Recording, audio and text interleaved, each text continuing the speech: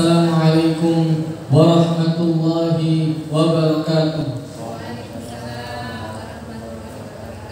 Alhamdulillahirabbil alamin wa bihi nasta'inu ala umuri dunya waddin. Wassalatu wassalamu ala asyrafil anbiya'i wal mursalin sayyidina Muhammadin wa ala alihi wa sahbihi wa man tabi'ahum bi ihsanin ila yaumiddin. Subhanaka la ilma lana illa ma 'allamtana innaka antal alimul hakim.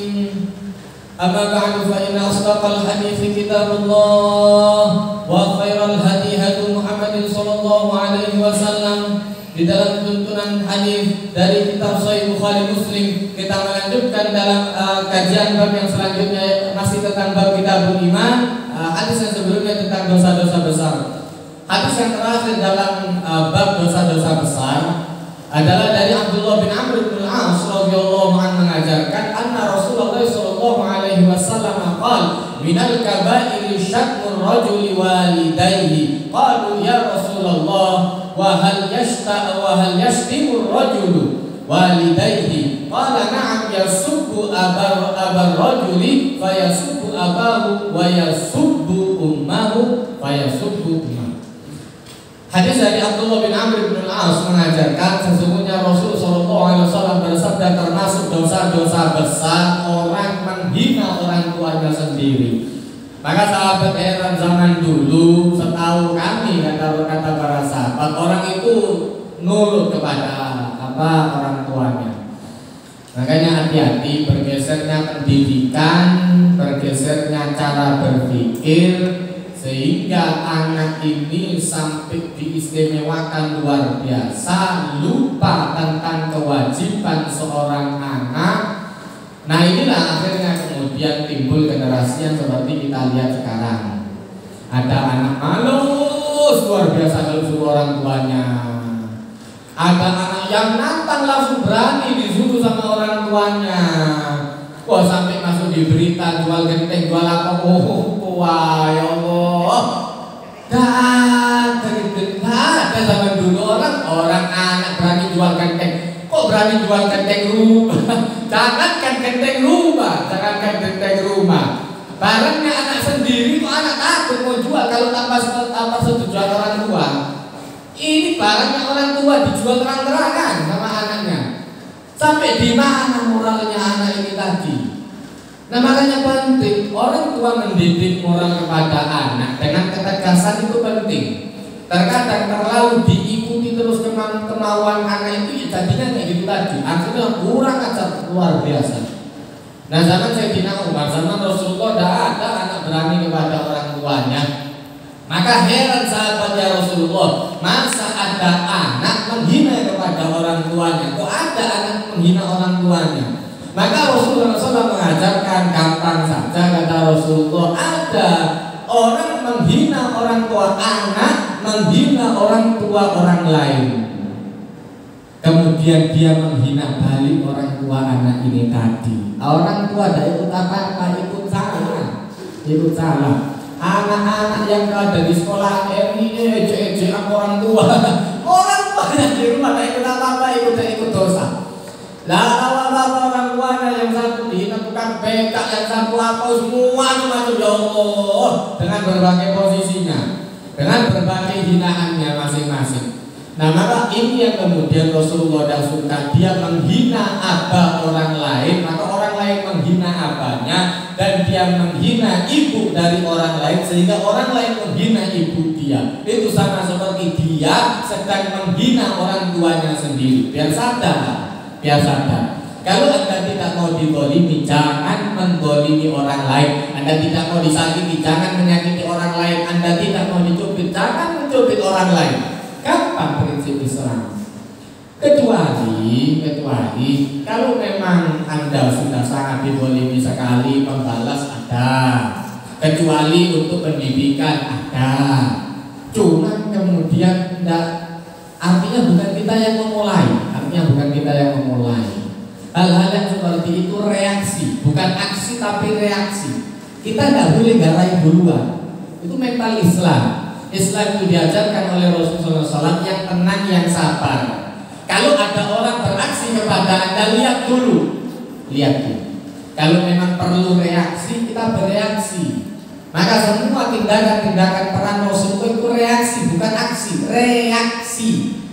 Karena orang lain menindas Islam, maka Islam bertindak balik untuk memperebutkan haknya, Hadis yang selanjutnya, hadis tentang dilarang tentang haramnya kesombongan, Hadis dari Abdullah bin Mas'ud radhiyallahu anhu, Nabi sallallahu alaihi wasallam qala, la yadkhulul jannata man kana fi qalbihi mithqalu dzarratin min kibrin. Qala rajulun inna rajula yuhibbu an yakuna thawbahu hasanan wa na'luhu hasanan. Qala inna Allaha jamilun yuhibbul jamal. Al-kibru batarul haq wa ghamtun nas. Di riwayat yang lain wa ghamsun nas, ada yang pakai to, ada yang pakai sad. Rasul SAW mengajar di dalam dari Abdullah bin Mas'ud mengajarkan, sesungguhnya Rasul SAW bersabda, tidak akan masuk surga orang yang masih di dalam hatinya ada sifat kesombongan, walaupun sebiji tanah sebesar debu. Saya apa yang mau diandalkan dari diri? Ya Allah, kita lahir ini tidak tahu caranya lahir, tiba-tiba dilahirkan, tiba-tiba bisa makan, tiba-tiba besar, begitu besar punya akal. Saya dari mana asalmu? Dari mana ilmumu? Dari mana rizkimu? Semua itu dikasih oleh Allah Ta'ala. Begitu jadi kok sombong? Apa yang mau disombongkan?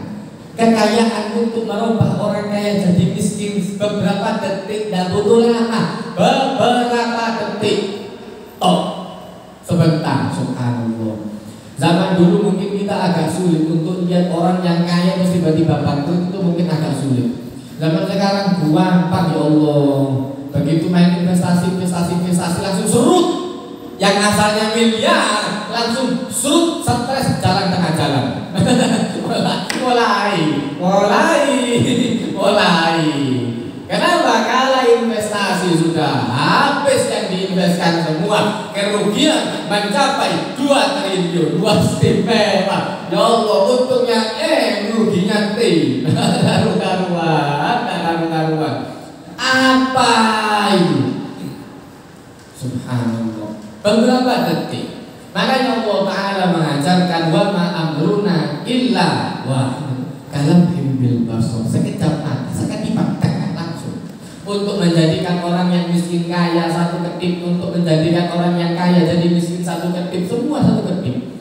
Ya Allah, dari orang yang awalnya miskin luar biasa, orang tuanya kaya, begitu kemudian orang tuanya mati, kata ketipan, mati, langsung warisan jatuh semua ke anaknya, satu ketipan. Langsung kaya mendadak. Ada orang yang dari kaya sampai jadi miskin luar biasa. Ada orang yang dari tidak pintar bisa jadi pintar luar biasa. Kapan? Semua itu kata Allah Ta'ala. Ya Allah, tinggal satu sedikit kata Allah Ta'ala. Tidak butuh waktu lama bagi Allah Ta'ala. Cuma Allah Ta'ala ingin mengajarkan proses. Ada proses. Dan semuanya langsung dikasih sakitipan sama Allah Ta'ala. Dan juga ada yang butuh proses lama, ada yang bertahun-tahun, ada yang seumur hidup, macam-macam. Nah maka Rasulullah SAW mengajarkan, dan bisa orang masuk surga man kana fi qalbi mithqalu dzarratin min kibrin, yang di dalam hatinya ada sombong. Ini karena amal saya. Makanya kemudian di dalam hadis yang lain Rasulullah SAW mengajarkan akan didatangkan oleh Allah Ta'ala orang yang akan masuk surga penuh dengan amalnya. Ketika dia akan masuk surga, ditanya oleh Allah Ta'ala, Anda mau masuk surga dengan amalmu atau dengan rahmatku, kata Allah Ta'ala. Dia mengatakan, ya Allah, saya sholat, saya puasa, saya ibadat, saya zakat, saya sedekah dan lain sebagainya.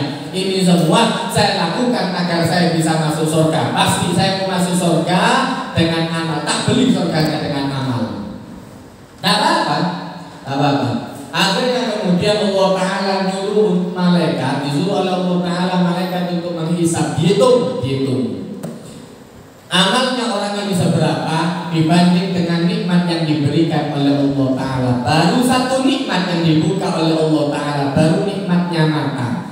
Anda bisa berangkat ke masjid dari rumah, berangkat ke Cengho, sebut motor pengajian enak gara-gara motor-motori.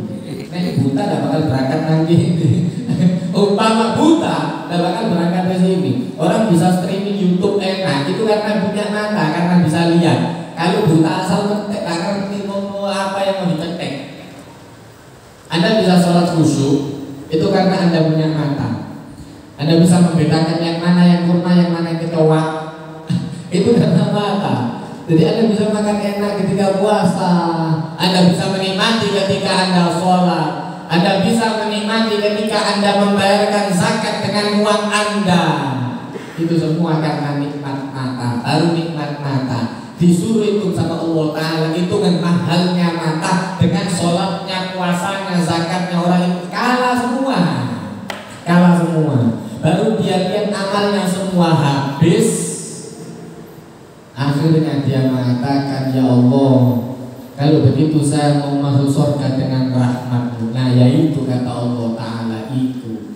Maka Rasulullah SAW mengajarkan tidak ada orang yang masuk surga bi'amali, dengan amalnya. Ada sahabat tanya, wala anta ya Rasulullah, dijawab oleh Rasulullah, wala ana, walaupun saya, kata Rasulullah, sama. Masuk amal, masuk surga dengan amal tidak bisa. Illa, kata Rasulullah SAW, kecuali an yatarammadani Allahu birahmati, kecuali Allah Ta'ala meliputi saya dengan rahmatnya. Tetap dengan rahmatnya Allah Ta'ala baru bisa masuk surga. Dan bisa orang masuk surga tanpa rahmatnya Allah Ta'ala. Ya Allah, sholat kita seberapa hebatnya, istighfar kita itu masih perlu diistighfari. Astagfirullah, astagfirullah. Ada anak dobrak pintu, astagfirullah, astagfirullah, ngomel ya Allah, astagfirullah, saya kok berngomel. Ya Allah, sembahyang Allah, ting-tung, HP ini sopo banget, HP khusus ngomel, mau khusus ngomel. Ya Allah, begitu mau diterima sama Allah Ta'ala. Apa yang mau diterima Pak? Bandingkan dengan sholatnya sahabat pada masa dulu. Sayyidina Ali itu ketika perang, kakinya itu tertembus sama tombak, sama panah. Itu kalau mau diteruskan, karena panahnya masuknya setengah, kalau mau diteruskan ditembus, itu sakit, harus tembus. Kalau mau ditarik, namanya panah kan modelnya seperti ini, ditarik tambah lebih sakit. Satu-satunya jalan adalah ditembus sampai ke dalam dulu, baru dipatahkan panahnya. Sakitnya luar biasa, gak dapat dius. Kata Sayyidina Ali, izinkan saya untuk sholat sebentar. Sholat, begitu takbir Allahu Akbar, sholat, masuk sholat, ditembus oleh para sahabat ini tadi, ditembus jeres, dipatahkan panahnya ini tadi. Sampai salam, assalamualaikum warahmatullah, assalamualaikum warahmatullah. Dilihat kakinya sudah lubang, gak gosok.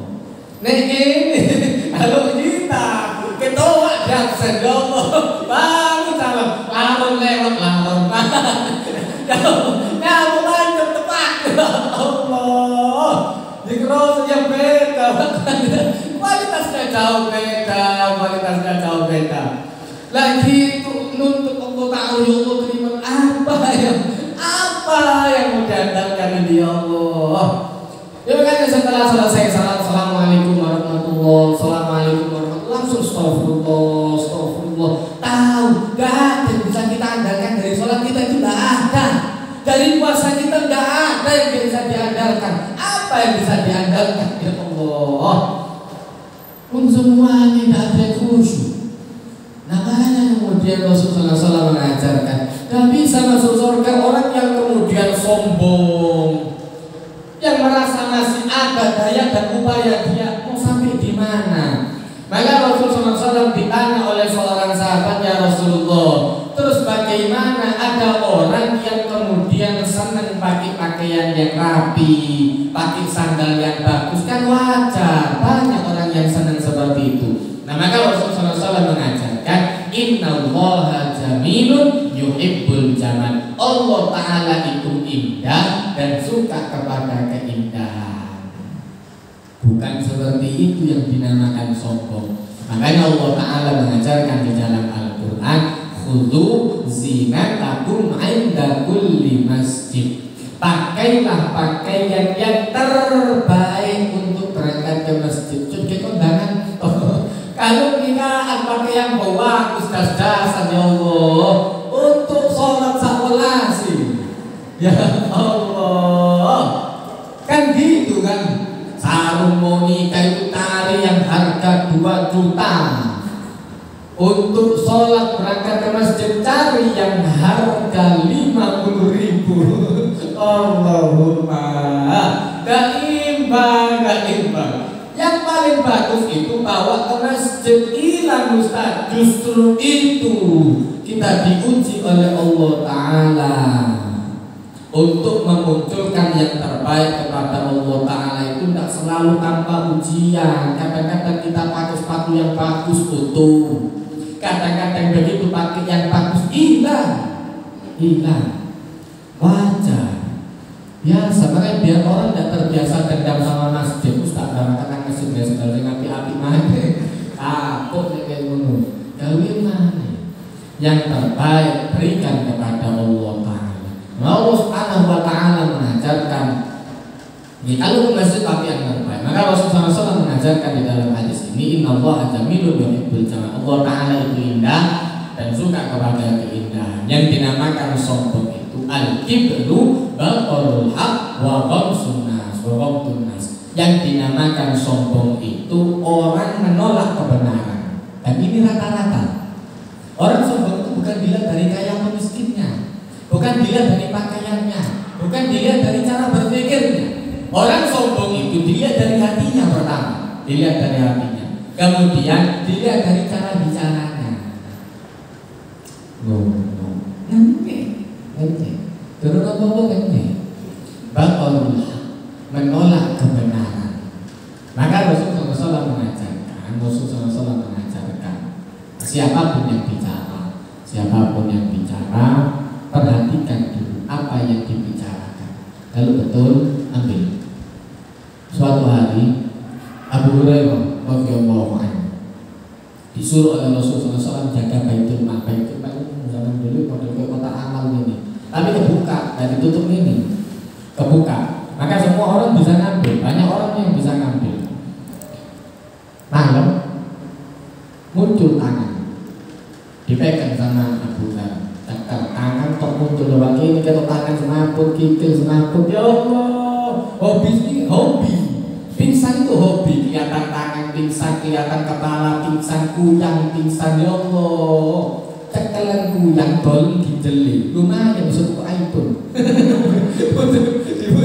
Dibujuki habis setan, ya Allah, cekelan sekali. Dipegang tangan ini sama Abu Hurairah, langsung wujud seperti manusia, ditarik. Kenapa Anda murid? Saya minta maaf, keluarga saya sulit di rumah, sudah minta yang sulit-sulit. Kasihan Abu Hurairah dilepaskan. Pagi subuh Rasulullah datang. Rasulullah apa yang terjadi tahu? Ya apa keadaan tamumu? Rasulullah tahu duluan. Maka kata Abu Hurairah, iya ya Rasulullah. Katanya keluarganya kesulitan, istrinya kesulitan, anaknya lapar dan lain sebagainya. Kata Rasulullah, nanti malam datang lagi, coba ini dikandani kok begitu kemana? Tak joko, masjid. Nanti masjid sini tuh dikasih bayar sini. Saking pedih, saking takutnya. Enggak, dijaga lagi sama Abu Hurairah. Begitu malam betul datang, kelihatan tangan dipegang sama Abu Hurairah. Sekarang tidak akan saya lepaskan.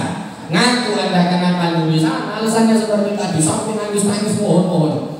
Akhirnya kasihan Abu Hurairah dilepaskan. Pagi seterusnya terjadi sama, ditanya sama Rasulullah, bagaimana kamu udah di malam? Ya seperti itu ya Rasulullah. Kata Rasulullah, nanti malam dapat lagi pingelu 3 kali. Kata Abu Hurairah, nanti malam tidak akan saya lepaskan, dipegang tak dilepaskan. Kali ini Anda saya ikat dan tidak akan saya lepaskan. Saya minta maaf akhirnya kemudian dia menceritakan sulitnya, enggak, saya tidak terima alasan. Akhirnya kemudian orang ini ngajari lagi, dia ngajari, mau saya ajari amalan yang kalau Anda baca, rumah Anda akan dijauhkan oleh Allah Ta'ala dari syaitan. Setan ngajari opo caranya jadi iso lepas sama setan. Sewangan tim perut yang kagak ini bocok air kursi. Setan kan yang ngajari, yang kesurupan yang ngajari. Kalah tim perutnya, kalah tim perutnya ya. Ya Allah, ya Allah. Kata setannya, kata orang ini tadi masih bocok orang, kata orang ini tadi, Anda kalau malam baca ayatul kursi. Kalau Anda baca ayatul kursi, insya Allah pada malam itu rumah Anda, keluarga Anda dijauhkan oleh Allah Ta'ala dari syaitan. Subuh dia tanya sama Rasulullah, ya apa tadi malam? Iya ya Rasulullah, modelnya seperti itu. Akhirnya kemudian dijelaskan oleh Abu Hurairah, ya Rasulullah, dia ngajari untuk membaca ayatul kursi agar kita dijauhkan dari syaitan. Kata Rasulullah, yang diajari betul, materinya betul, cuma yang ngajari bukan bohong. Kata Rasulullah, kata itu bukan bohong.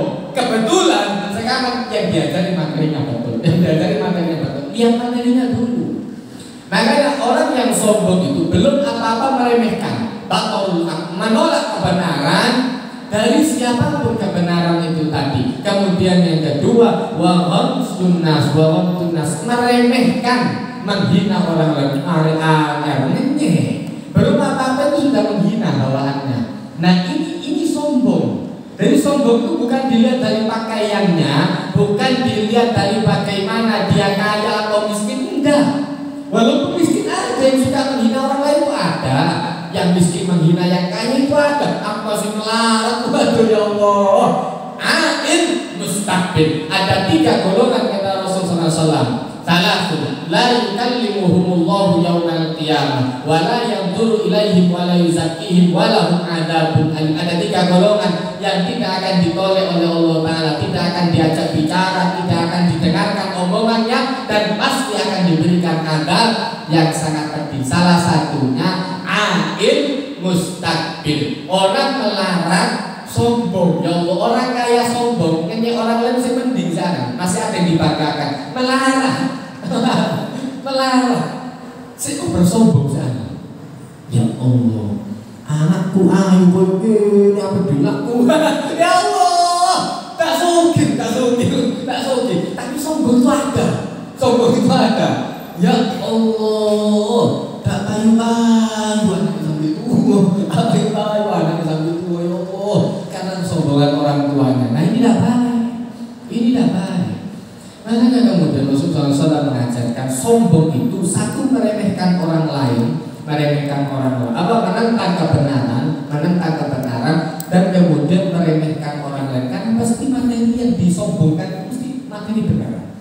Yang disombongkan itu mesti materi benar. Hadis yang selanjutnya mengenai orang yang meninggal dunia dalam keadaan tidak syirik pasti bisa masuk surga. Hadis yang pertama, hadis yang selanjutnya dari Abu Dzar Al-Ghifari radhiyallahu anhu. Yuhaditsu an Nabi sallallahu alaihi wasallam qala atani Jibril alaihi salam fabasyarani annahu man mata min ummatika la yusyriku billahi syai'a dakhala al-jannah. Qultu wa in zana wa in sarq. Qala wa in zana wa in sarq. Hadis dari Abu Dzar radhiyallahu anhu mengajarkan Rasulullah SAW menceritakan datang kepada saya malaikat Jibril, kemudian memberitahukan kabar gembira bahwasannya siapa saja dari umatmu yang meninggal dalam keadaan tidak syirik maka pasti akan bisa masuk surga. Maka Rasulullah SAW agak janggal, tanya, heran Rasulullah, apa bisa walaupun dia berzina? Abu Dzar yang tanya kepada Rasulullah SAW. Abu Dzar tanya kepada Rasulullah, ya Rasulullah, apa dia bisa masuk surga walaupun dia berzina, dia mencuri? Dijawab oleh Rasulullah SAW, wa in zana wa in sarq, walaupun dia pernah berzina berzina walaupun pernah dia mencuri. Nyambung ke hadis yang selanjutnya. Masih dari Abu Dzar radhiyallahu anhu mengajarkan yu'addisu qala ataitu Rasulullah sallallahu alaihi wasallam wa huwa naim. Nah, dari ini komplit hadisnya, yang komplit ada di sini.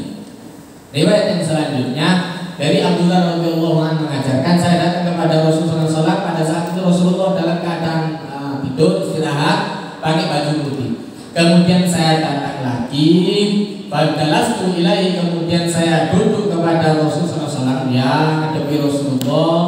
Kemudian Rasulullah sudah bangun, lalu Rasulullah SAW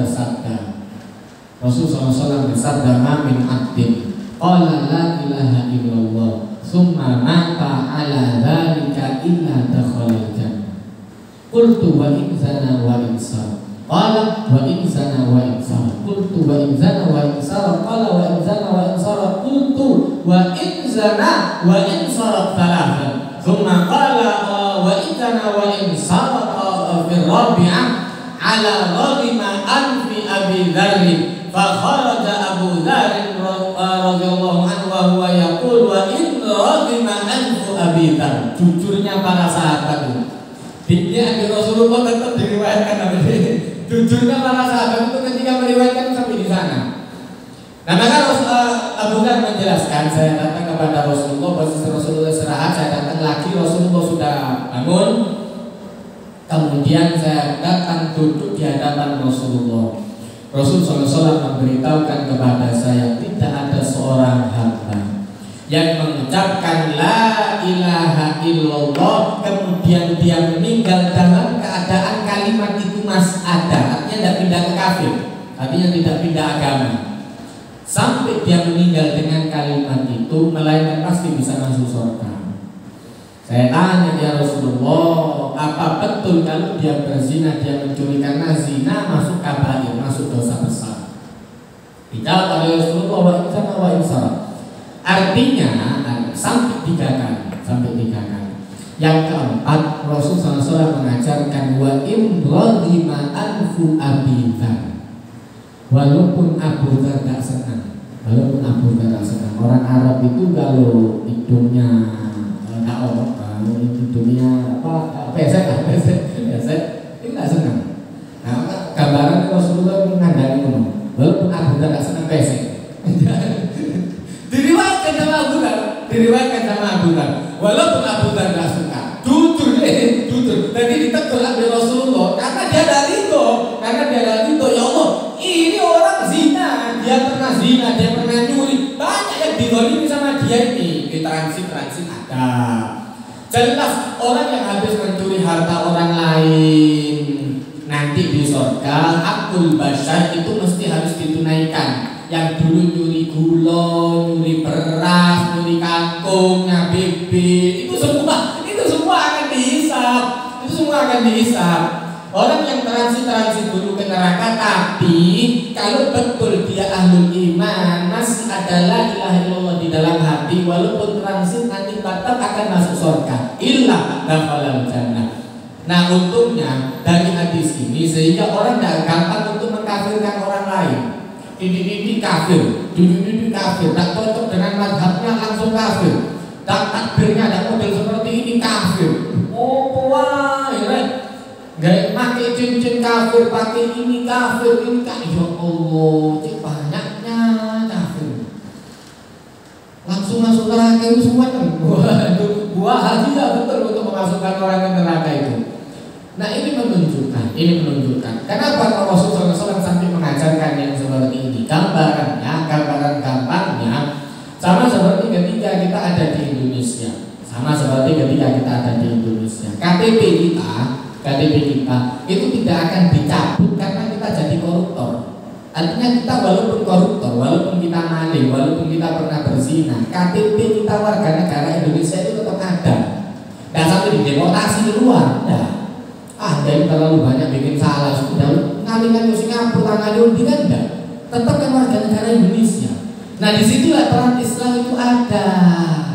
Biar kita sadar, jangan sampai kalah kampanye. Kita salah dikit masuk neraka. Ya Allah, kubu sebelah di agama lain itu begitu orang kemudian salah sedikit tidak apa-apa, Tuhan merahmati, Anda bisa masuk surga. Masuk surga, yang sana sedikit-sedikit masuk surga, kita sedikit masuk neraka. Ya Allah, kalau kampanye Anda salah. Ini kan ini yang salah Ustaz. Salah yang ngomong kalau gitu. Salah yang ngomong. Bukan salah Rasulnya, kampanye Rasulullah itu bagus luar biasa. Kampanye Rasulullah itu bagus. Walaupun dia melakukan dosa. Saya ini orang yang kotor, semua orang kotor.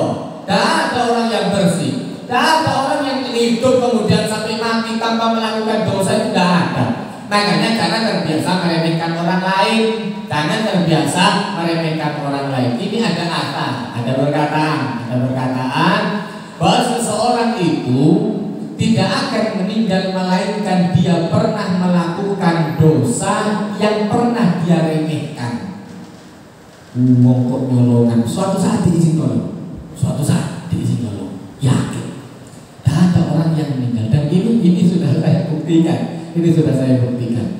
Saya lihat teman-teman orang-orang itu, saya amati orang-orang dan saya amati diri saya sendiri. Tidak ada orang yang suka meremehkan orang lain, suka menjelekkan orang lain, sumpah begitu ada lama-lama terjadi dalam dirinya sendiri. Sulit untuk tobat.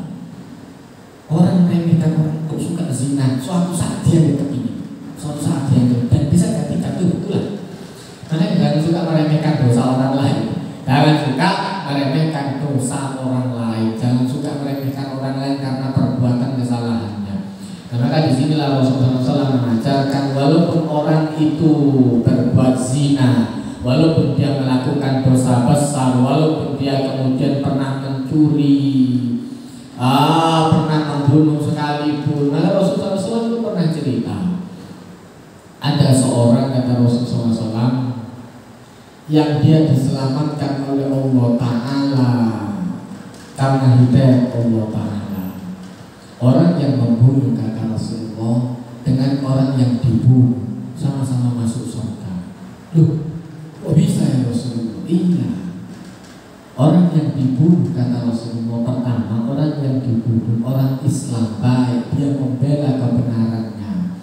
Sementara yang membunuh saat itu masih dalam kondisi kafir. Perang dia terbunuh. Tiba-tiba hidayah itu datang kepada dirinya. Maka dia masuk Islam.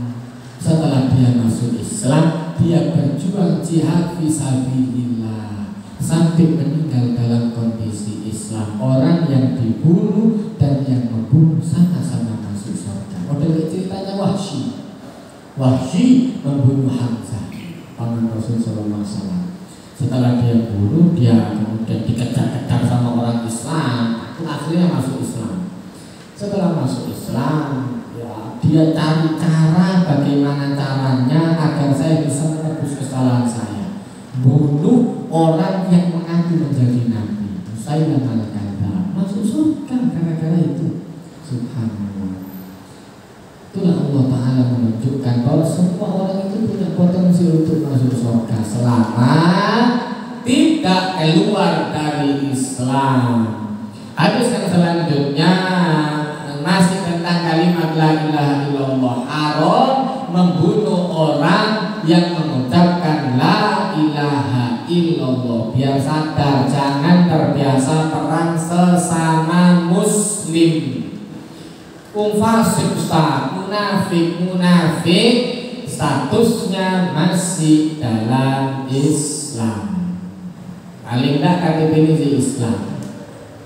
Walaupun rusak akhlaknya lalu tetap masih KTP-nya Islam. Jangan sembarangan. Rasulullah SAW itu nahan para sahabat agar tidak membunuh Abdullah bin Ubay.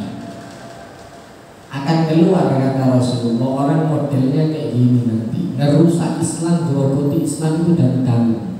Semakin besar organisasi, semakin banyak perusaknya. Bisa organisasi masih kecil, perusaknya tidak ada masih. Begitu tambah besar, perusaknya itu tambah kelihatan. Ini merusak, mau dipecatnya apa, mesti ada. Dan itu biasa. Model seperti itu biasa. Hadis yang selanjutnya dari Miqdad bin Aswad radhiyallahu anhu akhbarahu annahu qala ya Rasulullah ara'aita in laqitu rajulan minal kuffari faqatalani fadaraba ihda yadayya bisayfi faqata'aha thumma la minni bishajaratin faqala aslamtu lillah afa aqtuluhu ya Rasulullah ba'da an qalaha Rasulullah ba'da an qala qala Rasulullah sallallahu alaihi wasallam la taqtulhu qala faqultu ya Rasulullah innahu qad qata'a yadayya thumma qala dhalika ba'da an qata'aha afa aqtuluhu qala Rasulullah sallallahu alaihi wasallam la taqtuluhu fa in qataltahu fa innahu bimanzilatika qabla an taqtulahu wa innaka bimanzilati qabla an taqula ay yaqula kalimatahu allati qala.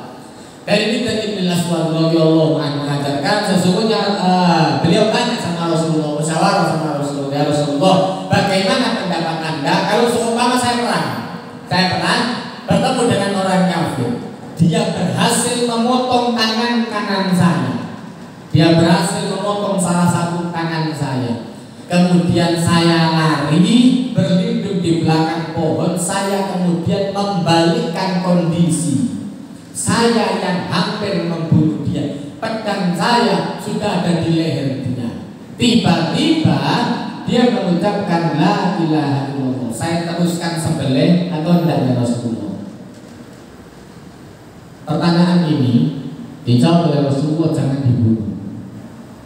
Dia jelaskan lagi, ya Rasulullah, ini tangan saya patah. Cerita apa nih? Bila ini mau cerita bila. Oh kadang-kadang roto kan kena bila. Nabi Rasulullah biasa. Rasul digitukan. Apa namanya Ustaz? Ustaz tak salah Ustaz. Bisa enggak Ustaz? Ini kita ceritain mana Ustaz? Ustaz, ya Allah, dikira ada guru, dikira ada dengar. Dijelaskan lagi sama dia, ya Rasulullah, posisinya tangan saya ini sudah dipatahkan sama dia, ya Rasulullah, dipatahkan, ditebas. Saya berhasil membalik keadaan. Apa boleh saya bunuh ya Rasulullah? Dijawab lagi sama Rasulullah, jangan dibunuh. Kalau Anda bunuh dia, Anda berada pada posisi sebelum dia mengucapkan la ilaha illallah, dan dia berada pada posisi Anda sebelum Anda bunuh. Diwali orang yang terbunuh Islam, Anda yang bunuh balik kafir mana? Ya Allah, mikir mari meminta penjelasan. Begitu ya Rasul. Iya, agar apa? Tidak sembarangan. Begitu dituduh, ini orang bersalah katanya mati. Ini tuduh lagi, mati lagi. Dituduh kape Pak, mati kape Pak. Ya Allah, bahaya. Ya modelnya zaman dulu lagi. Orang dituduh sedikit, tuduh ini langsung tangkap bunuh, langsung tangkap lempar ke laut. Ustaz tinggal di pasar kita mau sering PKI undang laut mati gak? Mati. Bahaya tinggal tuduh seperti itu. Ini sesat, ajaran kekerasan, ujaran kebencian, masuk penjara. Titik maning, salah, bunuh. Salah, ujaran kebencian, bunuh. Memang jika Ustaz dengan bunuh dan cocok ambil Ustaz nih, ujaran kebencian, langsung bunuh Pak. Umpama diperbolehkan sama Rasulullah, tinggal tuduhan saja diperbolehkan sama Rasulullah. Nuduh orang itu diboleh. Rusak sama sekarang Pak, ya Allah, hancur. Sekarang tinggal bikin tweet, bikin apa, tinggal diposting. Ini Ustaz radikal, langsung tidak lama langsung dibunuh. Lah umpama hadis itu tidak keluar, umpama Rasulullah membolehkan, orang tinggal bikin postingan, ini Ustaz ujaran kebencian, ini yang diedit, ketemu deh, langsung bunuh, eksekusi. Ucap tempat.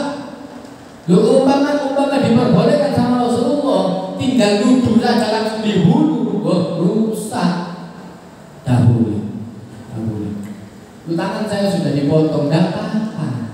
Yang sudah terpotong itu sudah masuk surga. Tangannya mendului Anda, tangan Anda mendului Anda masuk surga. Lah kalau Anda balik, Anda bunuh dia, Anda balik ke kafir lagi, tangannya masuk surga, badannya di neraka. Ya oh, bingung tangan itu. Ini awak nanti ditunggu sama tangannya yang tadi. Mana udah muncul-muncul? Ya Allah, dah apa kata Rasulullah? Setiap anggota tubuh yang digunakan untuk jihad fisabilillah, Anda berangkat ke masjid tiba-tiba ditabrak, patah kakinya, terpaksa diamputasi, kakinya sudah masuk surga duluan, Anda belum ada di surga, kakinya sudah masuk surga. Jangan diumpat. Nyetir sepeda motor datang, ya Allah, kan biasa kayak gitu, langsung otomatis, langsung mulut ini langsung rusaknya keluar, motor ditanya otomatis. Ya Allah, ini bahasa Inggris, bahasa Perancis keluar, absen kebun binatang, segala macam disebutkan semua. Ya Allah, ada apa? Biarkan kata Rasulullah, jangan diburu. Hadis yang selanjutnya dari Usama bin Zaid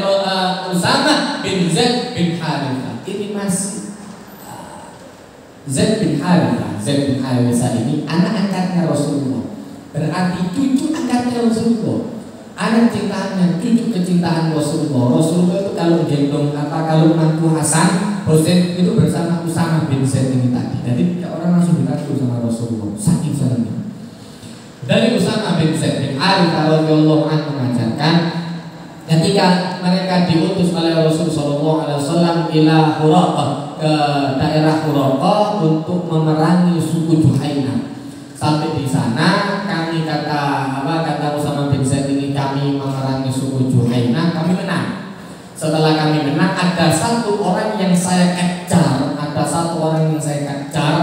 dia berhasil menyerang beberapa di antara kami. Saat kami kepung, pedang ini sudah siap ada di badan dia, sudah siap untuk terbunuh. Tiba-tiba dia mengucapkan la ilaha illallah.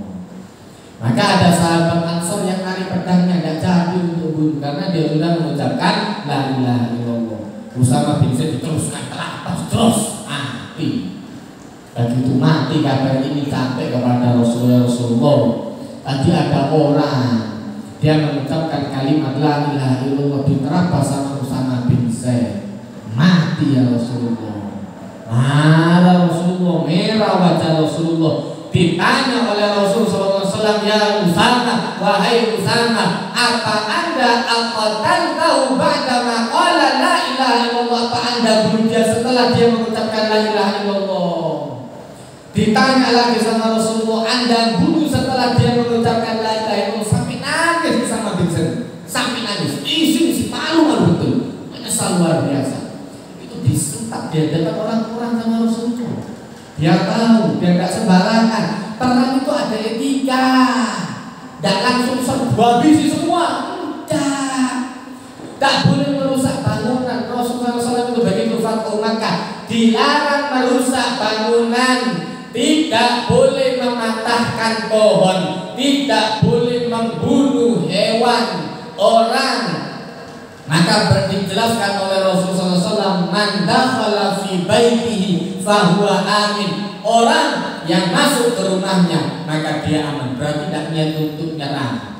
Wa man dakhala baitallah, barang siapa yang masuk ke Ka'bah, ke rumah Allah Ta'ala, maka dia aman. Wa man dakhala baita Abi Sufyan, barang siapa yang masuk ke rumahnya Abu Sufyan, dihormati, belum Islam tapi dihormati sama Rasulullah. Barang siapa yang masuk ke rumah Abu Sufyan, maka dia aman, masuk semua.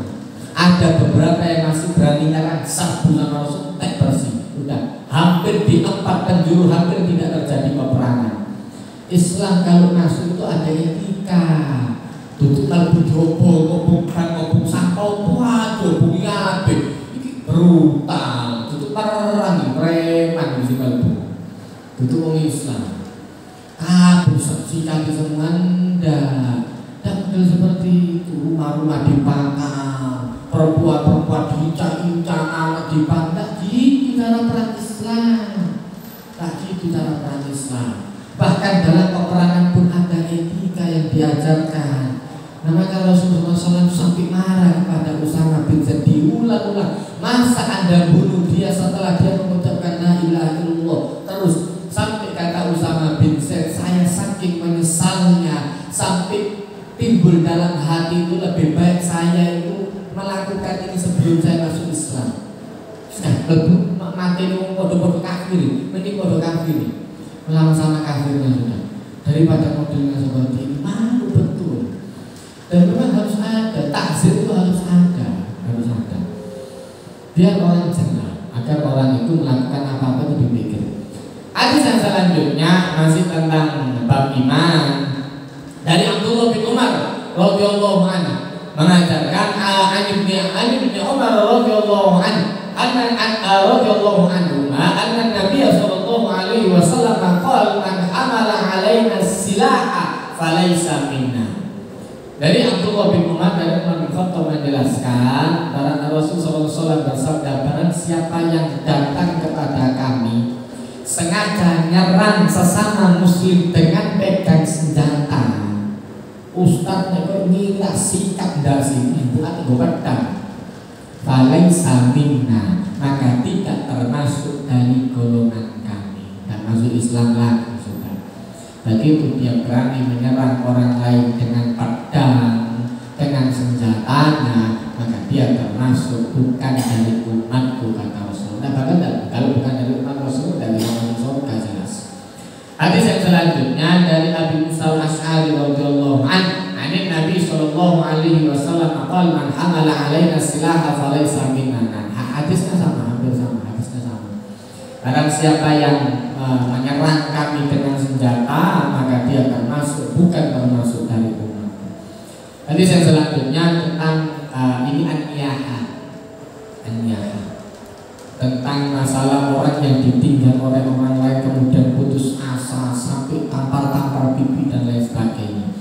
Dari Abdullah bin Mas'ud radhiyallahu anhu, qala Rasulullah sallallahu alaihi wasallam, man laisa minna man darabal hududa aw syaqqal juyuba aw da'a bid'awal jahiliyah. Hadis dari Abdullah bin Mas'ud